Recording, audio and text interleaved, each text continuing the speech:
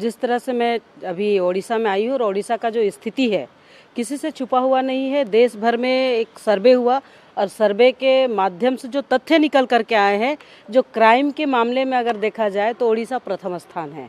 और दूसरी बात मैं ये कहना चाहती हूँ, आज तो एक कैबिनेट मंत्री की हत्या हुई है। यहाँ आम पब्लिक भी सुरक्षित नहीं है। मैं यहाँ इतना कह सकती हूँ कि यहाँ की जो लॉ एंड ऑर्डर है वो कहीं ना कहीं जंगल राज की तरह है। आज यहाँ की चाहे महिलाओं की बात करेंगे चाहे बच्चों की बात करेंगे, सबसे अधिक रेप होने वाला स्टेट ओडिशा है। उसी तरह से बच्चों की अगर हम बात करते हैं तो बच्चों को अपहरण करने वाला भी मामला सबसे अधिक आज बच्चा चोर के नाम से बहुत लोग जानते हैं, लोग को पता भी नहीं चलता है और ओडिशा में इस टाइप का घटना हो रहे हैं।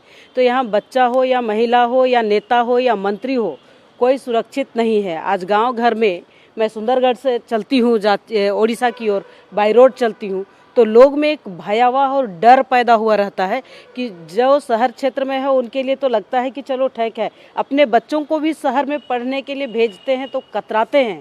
तो ये कहीं ना कहीं ओडिशा के शासन में ओडिशा की सरकार राज्य और समाज को तोड़ने का काम कर रही, जोड़ने का काम नहीं कर रही, प्रशासन को टाइट नहीं किया है। और जिस तरह से मैं कहूँ लॉ इन ऑर्डर नाम का कोई चीज़ नहीं है, जंगल राज हो चुके हैं। मैं झारखंड से आती हूँ, झारखंड में नक्सली हैं, लेकिन यहाँ तो नक्सल का एक ही जिला, दो ही जिला दिखाई देता, बाकी कुछ नहीं है। लेकिन नक्सल से डर ना होकर के आम जनता गुंडों से डर रहे हैं, माफियाओं से डर रहे हैं, बलात्कारियों से डर रहे हैं, अपहरणकर्ता लोगों से डर रहे हैं, पुलिस से डर रहे हैं।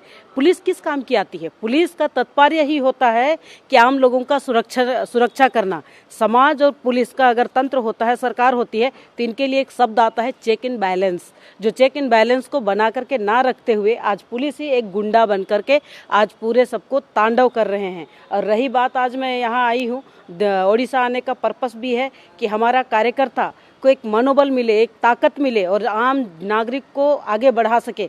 हमारे देश के यशस्वी प्रधानमंत्री नरेंद्र भाई मोदी ने पूरे देश भर में विभिन्न योजनाओं को लेकर आए। इस समय बजट में भी आपने देखा होगा, किसानों के लिए, युवाओं के लिए और आम गरीब लोगों के लिए लगभग 80 करोड़ लोगों को फ्री भोजन देने का निर्णय लिए। और पहले भी प्रधानमंत्री गरीब कल्याण अन्न योजना के माध्यम से उनको योजना देने का काम किए थे।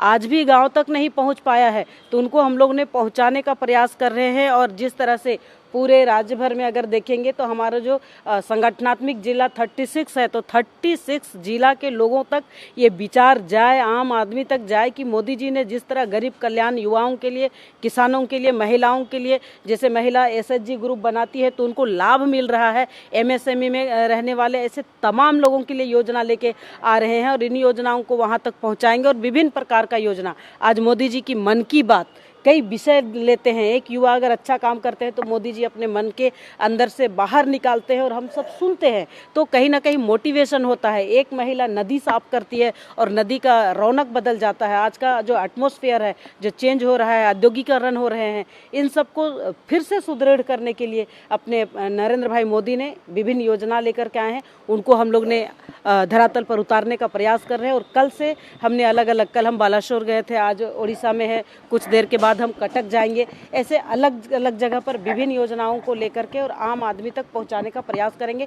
बूथ हमारा सबसे बड़ा निर्णय है और हमारा शीर्ष नेतृत्व आज इस दुनिया में नहीं है, लेकिन पंडित दीनदयाल उपाध्याय जी कहते थे अंत्योदय, अंतिम व्यक्ति तक योजना को पहुंचाना, तो यही भारतीय जनता पार्टी कर रही है और अंतिम व्यक्ति तक पहुंचाने का हम सब काम करेंगे। इसी निमित्त मैं ओडिशा आई थी, लेकिन जिस तरह से महिलाओं का और बच्चों का चिंता था, आज आपके सामने मुझे मैं रुक नहीं पाई और जो विषय सामने था मैं आपके सामने रखने का प्रयास किया। मैं आपको बताऊँ, जहाँ भाजपा का रूलिंग पार्टी है, यूपी की अगर आपने उदाहरण किया, यूपी में तो गलियों में दादा हुआ करते थे। आप अगर कभी यूपी जाते 2014 से पहले तो आपको वही दिखाई देता, गलियों में दादा। आप भी कहीं प्रचार करने नहीं जा सकते थे, किसी घरों में नहीं जा सकते थे, जिसकी लाठी उसकी भैंस चलती थी। लेकिन अभी योगी जी आने के बाद में, महाराज जी के आने के बाद में जिस तरह से गुंडों का राज खत्म हुआ है, शासन खत्म हुआ है और आम पब्लिक को, वहाँ अन्न योजना की अगर हम बात करेंगे, महिलाएं खुश है, गली में चलने वाले लोग खुश है, रोड नहीं था, धूल फांकता था, तो ऐसे कई उदाहरण मिलेंगे जिसको आप भारतीय जनता पार्टी के शासन के समय में परिवर्तन हुए। आपको उदाहरण के लिए जब झारखंड में भी अपनी सरकार थी तो आपने देखे होंगे नक्सली दूर दूर तक नहीं थे, लोगों को विकास से लोगों ने जोड़ा, महिलाओं को आगे बढ़ाया, 1 रुपया में रजिस्ट्री, अगर जमीन खरीदते हैं तो 1 रुपया में रजिस्ट्री करते थे। ये सब अपने शासन में ही हो सकता है, दूसरे जगह नहीं हो सकता है। और आज जिस तरह से बिगड़ा हुआ को बनाने का काम भारतीय जनता पार्टी के शासनकाल में हुआ है। जिन जिन राज्यों में हमारी सरकार है उन राज्यों को देखिए, और जहां हमारी सरकार नहीं है, चाहे बंगाल की बात करेंगे, ओडिशा की बात करेंगे, जिस राज्य में मैं रहती हूं वहां भी बात करेंगे, तो ये एक ही तावा के चट्टे पट्टे लोग हैं जो राज्य को और समाज को तोड़ने का काम कर रहे हैं, डुबाने का काम कर रहे हैं। सिर्फ एक ही मुद्दा है इनके पास, वोट बैंक, और इसके अलावा कुछ नहीं है।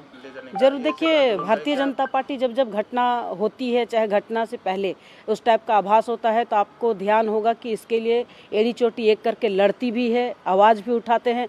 आपने तमाम मीडिया में भी देखेंगे, हमारा प्रवक्ता है उस विषय को आम पब्लिक तक पहुंचाने का प्रयास करते हैं। जांच एजेंसियां बैठती हैं और उनको कहीं ना कहीं न्याय दिलाने के लिए भारतीय जनता पार्टी काम करती है।